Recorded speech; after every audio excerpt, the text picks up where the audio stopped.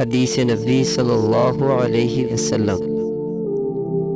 حضرت ابو ہریرہ رضی اللہ عنہ سے روایت ہے کہ ایک اعرابی رسول اللہ صلی اللہ علیہ وسلم کے پاس آیا اور کہا، اے اللہ کے رسول، مجھے ایسا عمل بتائیے کہ جب میں اس پر عمل کروں تو جنت میں داخل ہو جاؤں۔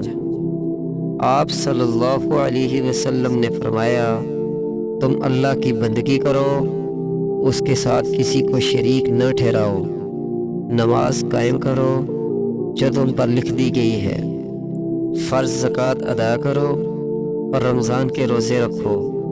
وہ کہنے لگا، اس ذات کی قسم جس کے ہاتھ میں میری جان ہے، میں نہ کبھی اس پر کسی چیز کا اضافہ کروں گا اور نہ اس میں کمی کروں گا۔ جب وہ واپس جانے لگا تو نبی اکرم صلی اللہ علیہ وسلم نے فرمایا، جسے اس بات سے خوشی ہو کہ وہ ایک جنتی آدمی دیکھے تو وہ اسے دیکھ لے۔ صحیح مسلم حدیث نمبر 107۔